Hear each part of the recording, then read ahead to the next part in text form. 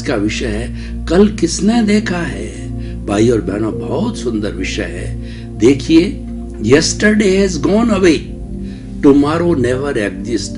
The moment of the present is to do something, and whatever you will do in the present moment, that will bring the result, because yesterday gone away or tomorrow never exists. हम जब कल जो है, आज इसको कल बोलते हैं, वापस कल में जाएंगे तो इसको फिर आज बोलेंगे। इसका मतलब तो कल कभी आता ही नहीं है। वास्तव में कल कभी नहीं आता है। इसीलिए हमें जो है इस चिंतन को बिल्कुल हृदयंगम आत्मसात करना है कि काल करे सो आज कर, आज करे सो अब, पल में परलय होएगी बहुरी करेगा कब।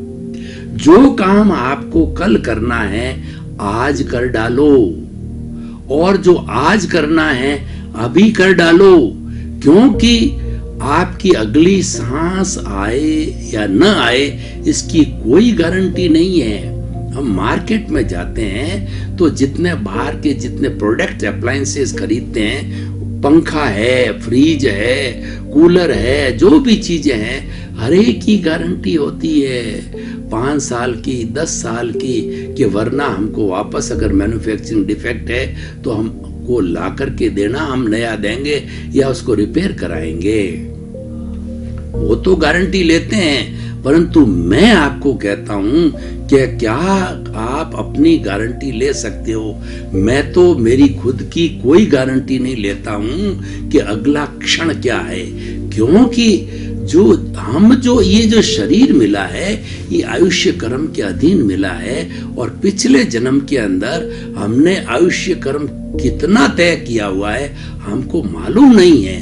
50 साल का है या 60 साल का है, 70 साल का, जितना हम आयुष्य कर्म अर्जित करके आते हैं, भाव करके आते हैं, उस आयुष्य कर्मों को सांसों के अंदर डिवाइड होता है।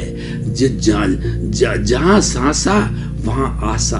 हमारा ये श्वास है, परम मित्र है, अंतिम समय तक चलता रहता है। जब तक सांस चलता है तब तक हम आशा रहती है, और सांस चलना बंद हो जाता है तो फिर हम निराश हो जाते हैं। व्यक्ति कई बार कोमा के अंदर 5-5, 7-7 साल तक जिंदे रह जाते हैं, उनका सांस चलता रहता है, क्योंकि अभी आयुष्य समाप्त नहीं हुआ।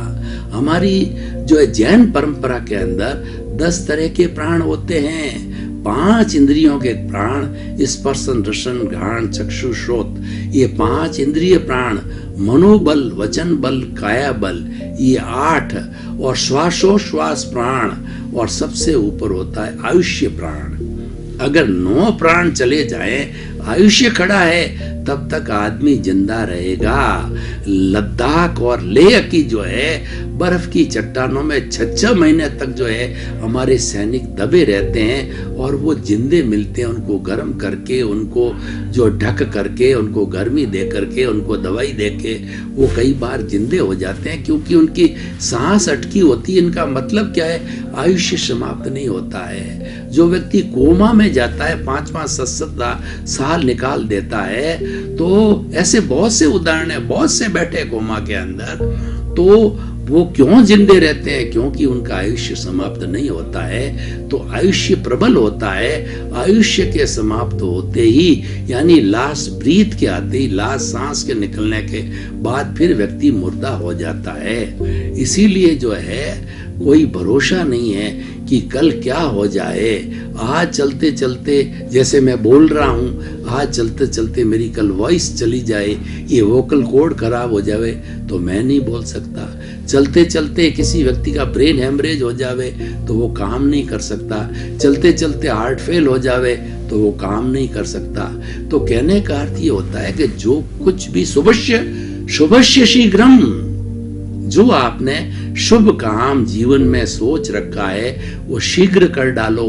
काम 2 तरह के होते हैं, एक तो सांसारिक जिम्मेवारियों का काम होता है, और दूसरा काम होता है अपनी पहचान करने का। दोनों ही जरूरी है।